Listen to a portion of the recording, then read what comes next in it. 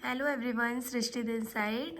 मैं भी आप लोगों की तरह एक बैंकिंग एस्पिरेंट हूँ और मैंने लास्ट ईयर काफ़ी प्रीलिम्स और मेंस दिए हैं। तो ये वीडियो बनाने का मेन मोटिव क्या है वो मैं आपको अपने फर्स्ट पॉइंट से स्टार्ट करके बताती हूँ। ठीक है, तो मेरा फर्स्ट पॉइंट है don't take it so seriously. मतलब ये मैं पढ़ाई के वे में नहीं कह रही हूँ, क्योंकि पढ़ाई को तो सीरियसली लेना ही है, लेकिन एक सीन से समझाती हूँ क्या हुआ था। अभी मैं लास्ट अपना IBPS क्लर्क का मेंस देने गई थी। ठीक है, उस टाइम पे एक लड़की मुझे मिली थी। हम लोग निकल रहे थे एग्ज़ाम सेंटर से एंड शी वाज लाइक कि अगर मेरा ये क्लियर नहीं हुआ ना तो मैं तो जहर खा के मर जाऊँगी, क्योंकि मैं बहुत ज़्यादा पढ़ चुकी हूँ और अब इससे ज़्यादा मैं नहीं पढ़ सकती, काइंड ऑफ। ठीक है, तो यार इतना मतलब मैं मानती हूँ ये जर्नी बहुत डिफ़िकल्ट है, क्योंकि मैं खुद भी उसी जर्नी में हूँ, तो आई कैन टोटली रिलेट। ठीक है, लेकिन इतना भी नहीं कि मतलब यार अगर हो जाएगा तो इससे बेस्ट कुछ भी नहीं है। इन केस नहीं होता है तो भी हमारे पास बहुत कुछ ऑप्शंस हैं। ऐसा नहीं है कि आप बस मतलब, और वो लिटरली इतना सीरियसली बोल रही थी। ऐसा नहीं है कि मजाक में बोल देते हैं हम लोग कि अब नहीं हुआ तो ये कर लेंगे वो कर लेंगे, ऐसा नहीं है। वो बिल्कुल एकदम बहुत सीरियस वे में उसने बोला कि वो लास्ट 3-4 ईयर्स से प्रिपेयर कर रही है और नहीं क्लियर हो रहा है उसका कोई एग्ज़ाम, इनकेस ये वाला नहीं हुआ तो ऐसा ऐसा कर लेगी। तो यार मतलब ठीक है, रिलैक्स हो जाएगा, कुछ ना कुछ ज़रूर हो जाएगा। बस थोड़ा सा अपनी ही चीज़ों से सीखे इनके इस, क्योंकि मैं भी एज अ रिपीटर ही हूँ। अभी मैंने भी मेंस दिया है, उसका रिज़ल्ट नहीं आया है, तो जब आएगा तब पता चलेगा वो भी। तो मैं खुद को भी एज अ रिपीटर ही मान के बात कर रही हूँ कि ठीक है, कोई बात नहीं, कुछ तो हम लोगों ने सीखा ही है ना लास्ट ईयर। ऐसा तो है नहीं कि हम बिल्कुल ही कुछ नहीं आता है हम लोगों को। अगर हमने प्रीलिम्स क्लियर किया है तो कुछ तो पता ही है। तो इतना मत पैनिक कीजिए कि आपको अपनी लाइफ के डिसीजंस लेने पड़ जाएं एक सिर्फ एक सिंगल एग्ज़ाम के चलते। ठीक है, मेरा मेन मोटिव बस यही है। अगर कोई भी इतना ज़्यादा सीरियसली, मैं मानती हूँ डिप्रेशन और ये सब चीज़ें हो जाती हैं इस एग्ज़ाम्स, क्योंकि गवर्नमेंट एग्ज़ाम्स का लूप ही ऐसा है। अगर आप एक बार फंस गए हो ना तो ना तो आप छोड़ पाते हो ना ही आप निकल पाते हो। ठीक है, लेकिन फिर भी थोड़ा रिलैक्स होके चीज़ें कीजिए, इतना ज़्यादा पैनिक मत कीजिए, धीरे धीरे सब सॉर्ट आउट हो जाएगा। ठीक है, आगे बढ़ते हैं। सेकेंडली अब आ जाते हैं अपने बैंकिंग एग्ज़ाम्स के पैटर्न पे, और क्या क्या मिस्टेक्स मेरे से हुई थी और क्या क्या आपको नहीं करनी है और मुझे भी नहीं करनी है। ठीक है, तो सबसे पहले बैलेंसिंग। बैलेंसिंग से मेरा मतलब है कि हम बैंकिंग सेक्टर में ऐसा नहीं कर सकते हैं कि हम एक सब्जेक्ट में बहुत ज़्यादा स्ट्रॉन्ग हैं और एक सब्जेक्ट हमको बिल्कुल भी नहीं आता है। ठीक है, तो हमें बहुत ज़्यादा इस चीज़ पे ध्यान देना है कि अगर हमारा क्वांट स्ट्रॉन्ग है तो हमें अपना रीजनिंग और इंग्लिश भी इक्वली स्ट्रॉन्ग करना है। एक बार को आप जीए के लिए ये चीज़ कर सकते हैं कि हाँ ठीक है, आप थोड़ा, क्योंकि मुझे भी जीए उतना ज़्यादा सीरियसली नहीं मतलब पढ़ पाती हूँ मैं कि एकदम मुझे रिटेन हो जाए। उसके लिए बहुत ज़्यादा रिविजन्स और ये सब चीज़ें करनी पड़ती हैं, लेकिन बाकी 3 सब्जेक्ट को आप इतना स्ट्रॉन्ग कर सकते हैं कि मतलब जब भी एग्ज़ाम हो तो हमें उतना ज़्यादा और सब सेक्शन में पैनिक ना होना पड़े। ठीक है, तो अगर आपका वो रीजनिंग स्ट्रॉन्ग है तो आप अपना क्वांट पे ध्यान दीजिए, और अगर मतलब बेसिकली तीनों को बैलेंस कर लीजिए।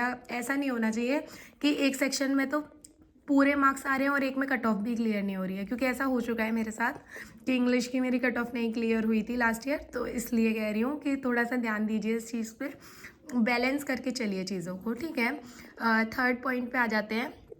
ठीक है, तो अभी ये वीडियो मैं जनवरी में ही बना रही हूँ। ठीक है, तो ये जो मंथ्स है ना, जनवरी फरवरी अप्रैल और सॉरी मार्च और अप्रैल, ये मंथ्स बहुत ही ज़्यादा इम्पॉर्टेंट है हम लोगों के लिए, क्योंकि क्या नाम है, मंथ्स में कोई भी एग्ज़ाम नहीं होते हैं एज सच।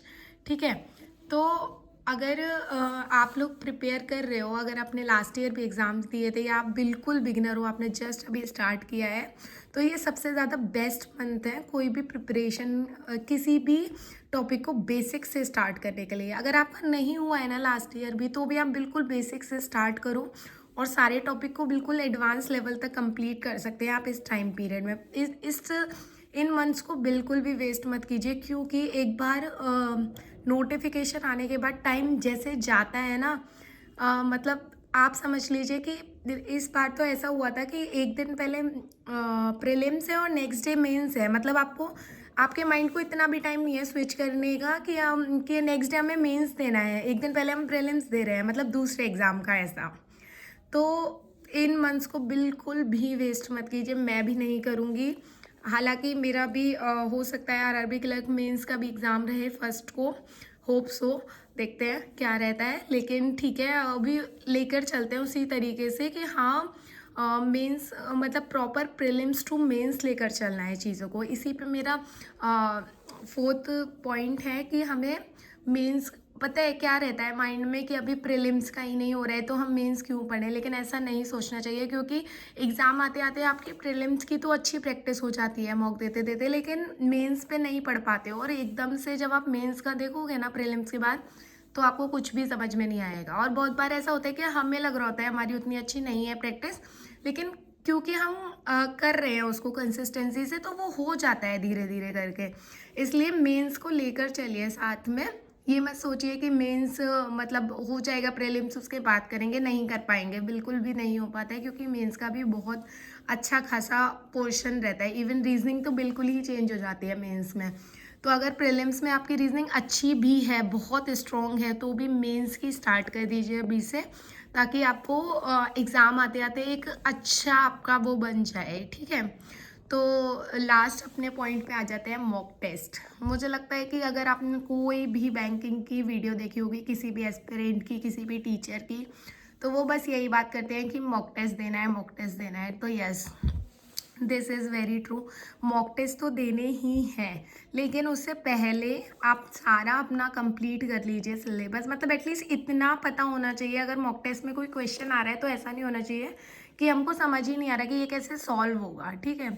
और हमें ये पता होना चाहिए कि कौन से टॉपिक से है, इतनी नॉलेज तो आपको होनी ही चाहिए, उसके बाद ही आप मॉक टेस्ट अटेम्प्ट करो।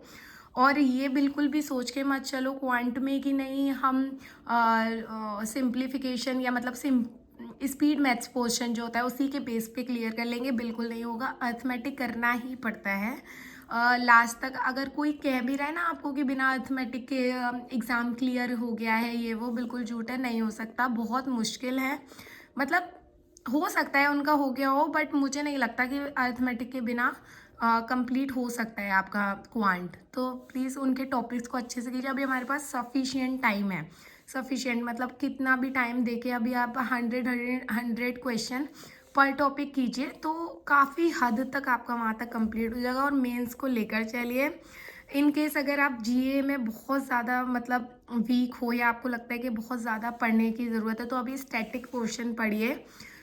बाकी यही थी मेरी, मुझे लगता है कि मतलब जो भी प्रॉब्लम्स या जो भी मिस्टेक्स मैंने फेस करी है वो आप लोग ना करो, और इन चीज़ों को लेकर चलो और बहुत सीरियसली लो यार इन चीज़ों को। कि अगर आपने इस टाइम पे ये वीडियो देख रहे हो ना, तो प्लीज़ प्लीज़ प्लीज़ जनवरी टू अप्रैल के मंथ्स बिल्कुल भी वेस्ट मत करिए, अच्छे से पढ़ाई कीजिए, अच्छे से। All the very very best, और जस्ट रिलैक्स।